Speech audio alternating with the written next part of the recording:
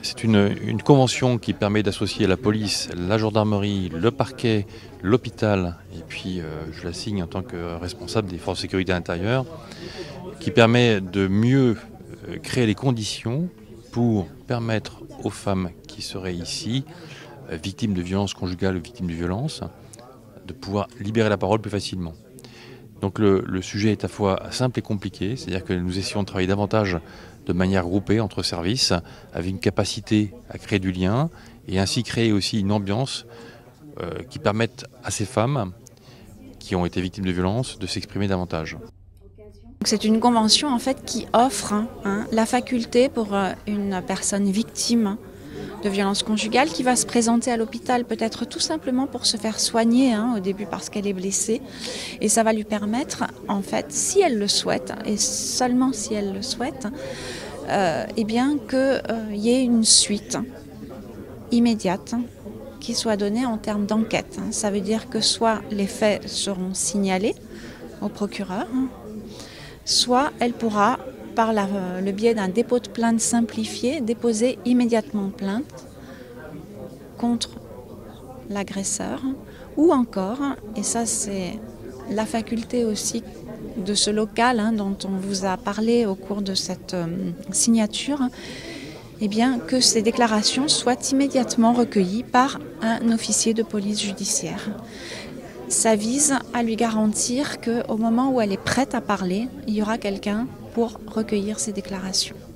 Trop souvent, le parcours de l'enquête est un parcours difficile qui se rajoute aux difficultés de la victime et qui font que peut-être, parfois, elle abandonne parce que c'est trop compliqué.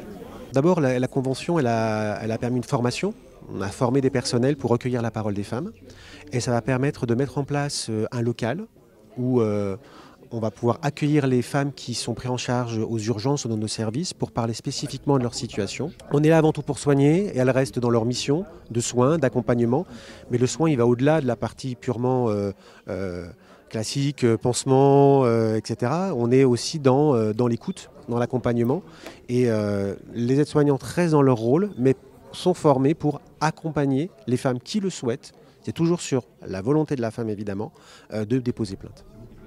Très concrètement, c'est une convention qui est signée pour 1 an, qui va donner lieu à une évaluation, avec des choses simples, comme par exemple un local dédié au dépôt de plainte. Donc on pourra déposer plainte à l'hôpital, mais également la possibilité de recueillir un dépôt de plainte en lien avec un soignant qui pourrait non pas formaliser lui-même le dépôt de plainte, mais la personne est guidée et peut ainsi plus facilement, à partir d'un questionnaire assez simple aussi, exprimer les difficultés rencontrées.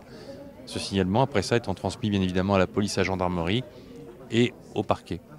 Donc voilà, on est vraiment sur quelque chose, si vous voulez, où on reste sur des schémas à la fois classiques, mais facilitant l'expression. Et il faut intégrer ça dans un schéma global, dans le département, avec des référents formés au niveau des gendarmeries, des référents formés au niveau des commissariats. L'objectif étant toujours le même, ne pas avoir de décalage entre le moment où une personne se sent prête pour aller déposer plainte, et avoir de notre côté une capacité d'accueil suffisante pour pouvoir l'exprimer. Voilà.